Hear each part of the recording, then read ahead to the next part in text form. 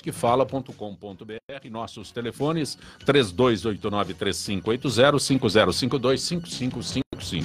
Participando desta edição de Gente que Fala, economista José Roberto Faria Lima. Faria Lima, é um privilégio tê-lo aqui. O privilégio é sempre meu. Eu estou bem rodeado agora, com exceção, entende, do Elias. Nós estamos no grupo dos Robertos.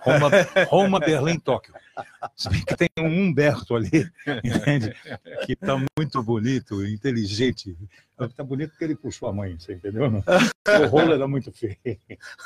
Alberto Luiz Rolo, advogado, prazer tê-lo aqui. Eu que agradeço o convite, é uma alegria voltar a participar do programa. Também está conosco o Coronel PM Roberto Alves dos Santos. Coronel, muito bom tê-lo aqui. Sempre um prazer, principalmente com uma mesa repleta de celebridades e pessoas que, com seu conhecimento, sempre engrandecem qualquer participação. Também conosco José Elias. Tá bom, Elias? O nome é meio difícil, né? A burrice. Não, eu paro sempre nessa época porque eu tropeço, né? Diretor executivo da PEMEG, Associação de Pequenas e Médias Empresas de Construção Civil do Estado de São Paulo. Eu preciso que você puxe um pouco mais o microfone para cá. Você pode puxar o microfone, você não precisa ir do lado dele, não. Ok. O microfone, eu estou acostumado com o nosso lá da PEMEG. Ô Rolo, o senhor é especialista em direito eleitoral. Nessa época do ano, existem problemas eleitorais que exijam um advogado ainda? Olha, Zancopé, tem aqueles ainda da eleição de 2016. 2016? Ainda tem algumas coisas, né, algumas sobras, e os problemas da eleição de 2018. Essa semana tem sessão no TRE todos os dias, e o TRE ainda está julgando algumas prestações de contas dos candidatos de 2018. E aí virão as ações importantes, né? Gente que andou abusando do poder econômico, andou abusando do poder dos meios de comunicação social e assim por diante. Tem algumas denúncias aí. Quem foi diplomado está sacramentado no mandato ou não? Não, de jeito nenhum. Essa era a máxima que existia antes. Eu não conheço os números, mas a partir da diplomação, que foi no final de dezembro, salvo engano, dia 18 de dezembro. Próximo ao Natal. Começa a contar um prazo de 3 dias para recurso contra a expedição do diploma, ou seja, uma decisão, um recurso contra esse diploma, portanto, o sujeito não está 100% seguro. E depois disso a gente tem uma ação chamada do 30A, que é para os abusos na prestação de contas, desvios na prestação de contas. E eu vi que tem na pauta aqui aquelas propostas do ministro Sérgio Moro, inclusive dentro delas tem uma que fala sobre crime de Caixa 2, crime eleitoral. Que a gente pode falar. Então, não está sacramentado, não. Agora, tem os prazos, lógico, para que as ações sejam propostas. O último prazo é de 6 meses após a diplomação. Portanto, nós ainda estamos dentro desse prazo. Seria dia 18 de junho. Junho, isso, até quase o final do mês de junho. Sair alguma coisa. O Coronel Roberto também é advogado, mas não é dessa área. Sério, mas direito é direito, né? Se você analisar o direito, são regras de bom senso, né? O bom senso diz que se tem alguma coisa errada, ela não pode ser consolidada pelo próprio Estado, né? Tem que ter algum mecanismo que o Estado possa defender. Estado enquanto povo, né? Não o Estado enquanto pessoa jurídica, mas o povo possa se proteger. O doutor Alberto Rolo fez referência ao projeto anticrime do ministro Moro, ministro da Justiça e Segurança Pública, não é? O projeto sugere alterações em 14 leis. Prisão como regra para condenados em segunda instância, punição mais rigorosa para condenados por corrupção e Caixa 2, redução e isenção de pena de policiais que matarem em serviço.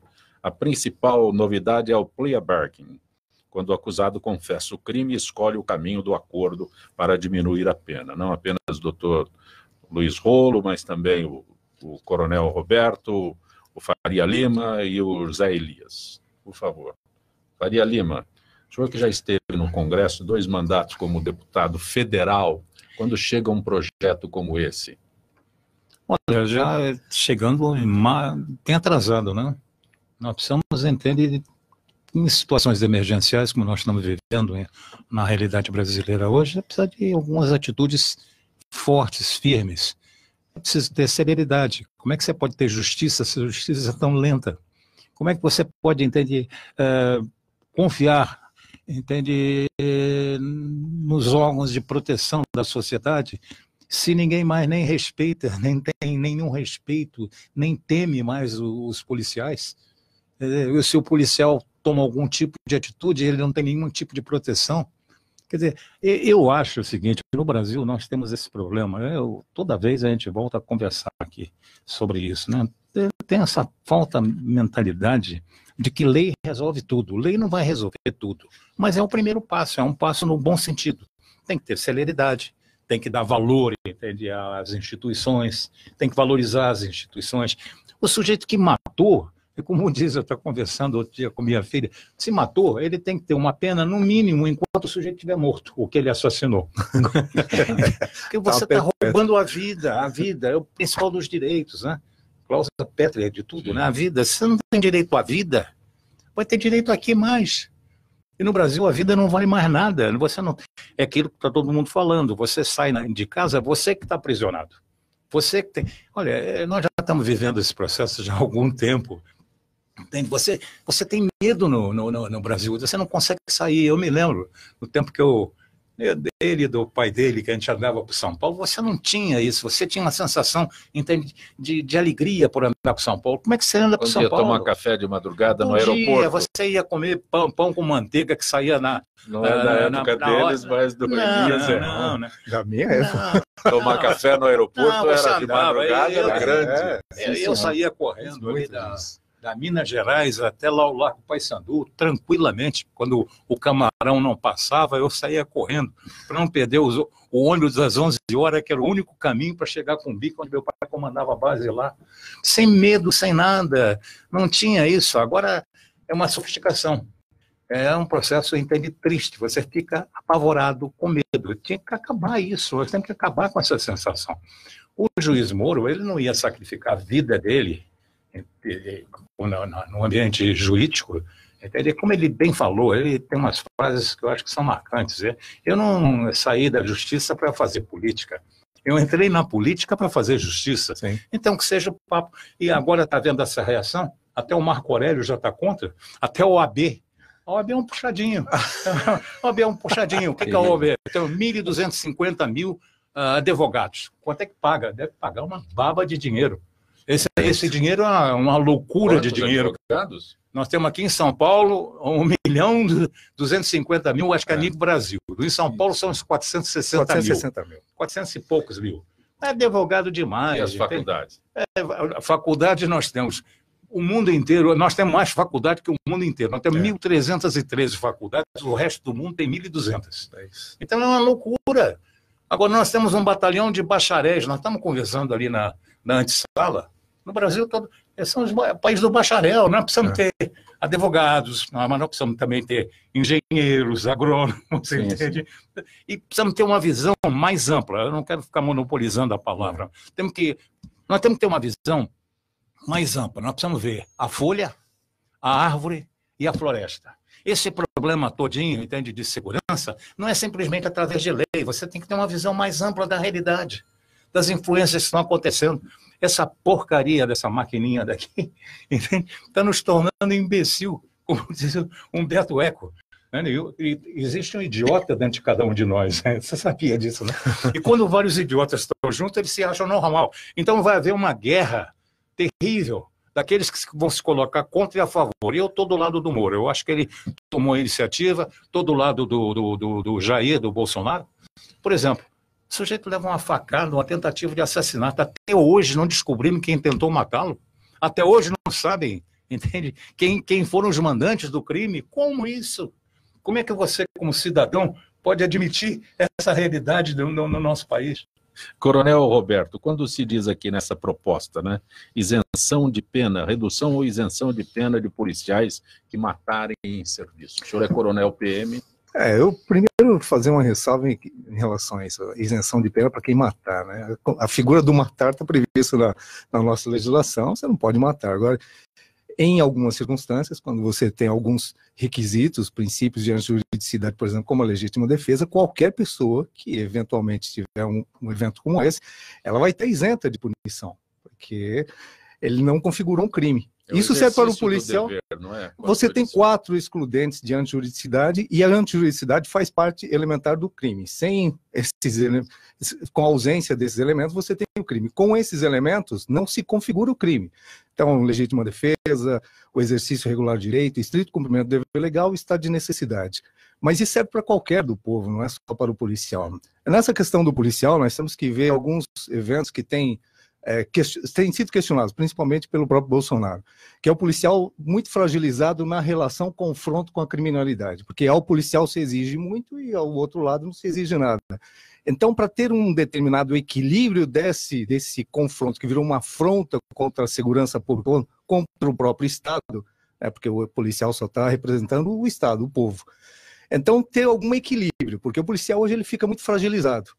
Você tem uma série de regras, só pode dar isso, só pode fazer aquilo, só pode... Então, uma série de exigências que dificulta a ação do policial. Se você pegar outros países, se pegar os Estados Unidos, por exemplo, não tem essa limitação. Quantos tiros o criminoso pode levar? Aqui tem. Aqui passou de 2, já se questiona se houve excesso ou não do policial. Como é que é? Se um policial der 2 tiros num bandido, ele vai ter que explicar. Até 2 tiros ele está dentro do padrão. Acima de 2 tiros tem que explicar o porquê. Sendo que a vida... Imagina, eu já em ocorrências... Nós já tivemos uma situação de 18 tiros e a pessoa continuava com ação de energia contra os policiais. 18 tiros.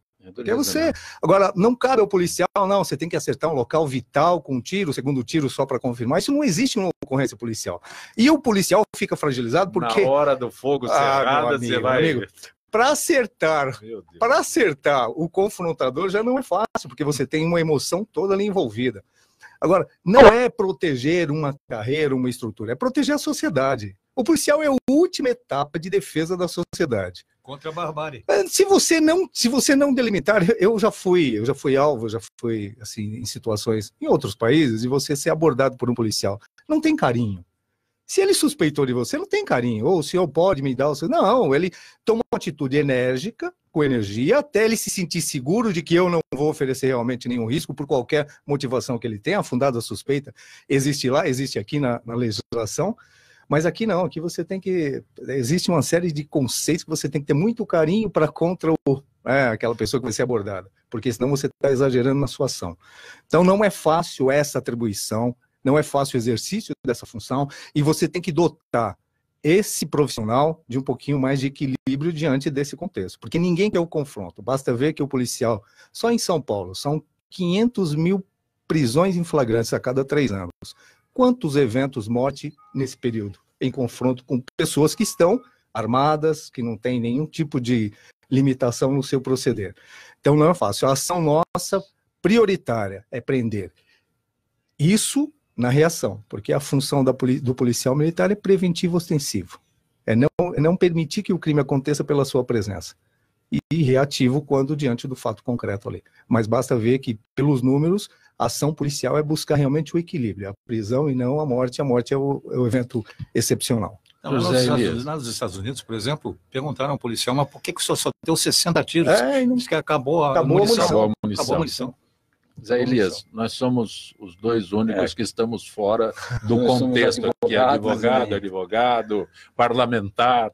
A gente sente uma sensação de segurança muito grande, inclusive andando na rua normalmente.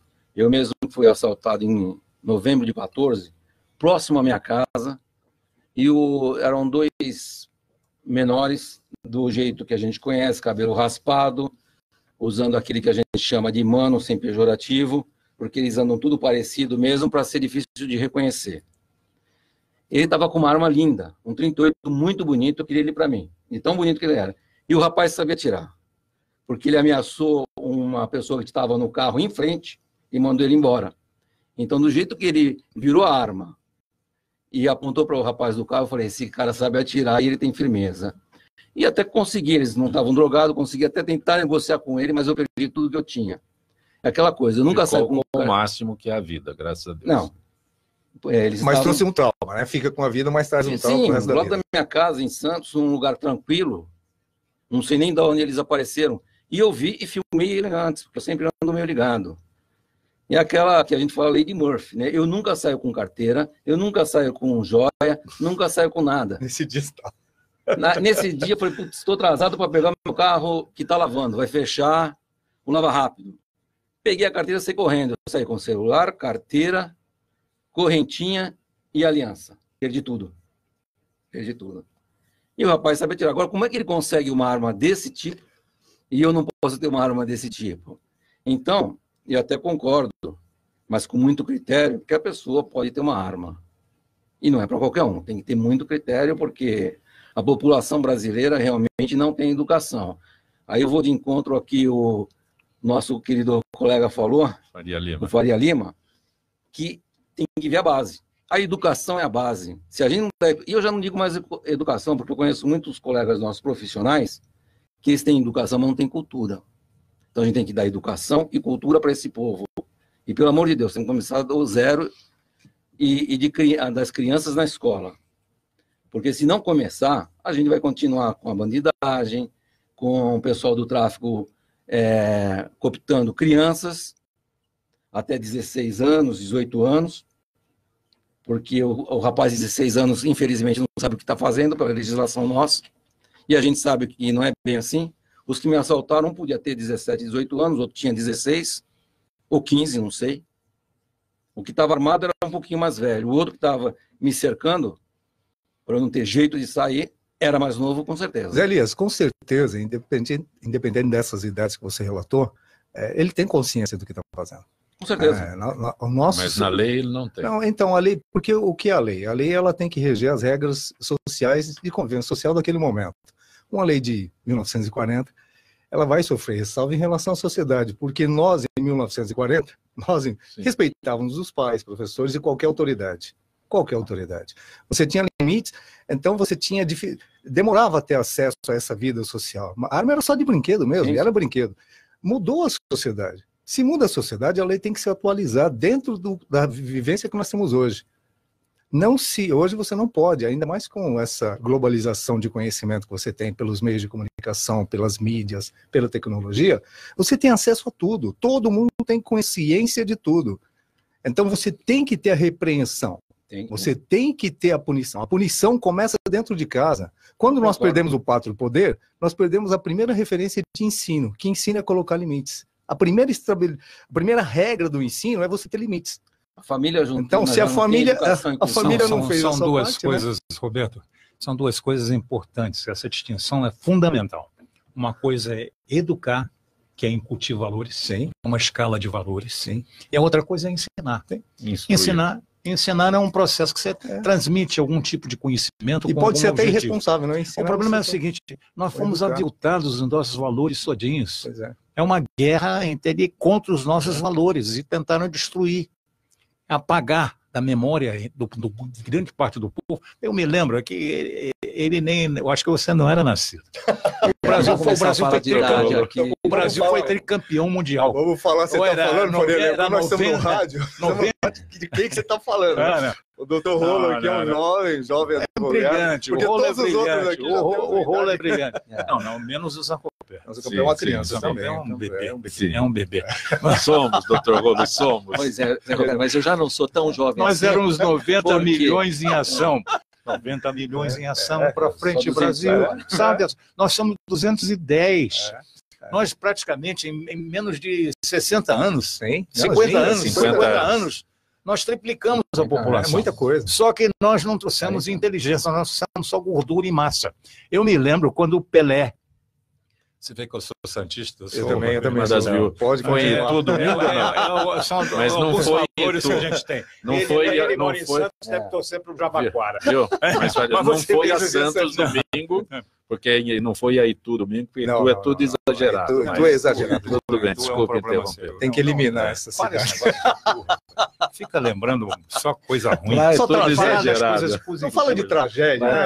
Só santista, né? O Pelé, quando fez o 1000º gol, ele pediu para ajudar as criancinhas. Lembra disso? Parecia um negócio meio chulo, meio... Pô, naquele tempo, os meninos não conheciam os pais. Hoje não conhecem nem as mães, nem os pais. Não. O meu cachorrinho, eu conheço, entende, a 5ª geração dele. Tem pedigree. Essa garotada não tem. Entendeu? É a garotada do neném. Entendeu? É uma garotada completamente à margem. São os de menor. Os inimputáveis. Inimputável é índio, né? É índio, petista. Memória de... Doutor Rolo, o projeto do ministro Moro. Olha, só lembrando, eu não sou tão jovem assim como fala o Zé Roberto, porque eu estive no Mackenzie ontem, e aí numa dessas faculdades de Direito, mas é boa, essa é boa, né? Daquelas 1.300 e tantos, essa é uma boa. E eu fui na faculdade ontem, lá no departamento pessoal, para colocar o endereço, né, em ordem. Aí a moça virou para mim: o senhor já é professor aqui há 20 anos, há mais de 20 anos. Eu já sou professor na Faculdade de Direito do Mackenzie há mais de 20 anos. Já não sou mais tão novinho assim. Já dá para pular essa etapa do vamos lá. novinho, né? Eu sempre gosto de deixar, Zancopé, uma mensagem de otimismo. Eu acho que com essa renovação que nós tivemos no Senado, e eu dei tive algumas participações na sexta e no sábado sobre a eleição no Senado, e aí falamos da renovação no Senado, 85% dos 54 senadores que tomaram posse, né? Os outros 1/3 já estavam lá. Dos 513 deputados também que tomaram posse na sexta, 52 ou 53% de gente nova. Ah, mas fulano de tal é filho do outro, mas tudo bem, é novo. E aí, por isso que eu estou falando, Zé Roberto, eu lido com esse pessoal de 18, 19, 20 anos hoje, no mundo de hoje, na sociedade de hoje. Então, eu acho que esse projeto do ministro Moro vem ao encontro disso que o coronel falou, quer dizer, dessa modernização. O mundo não é mais como era em 1940, com certeza todo mundo sabe disso. Então, vamos atualizar, vamos acabar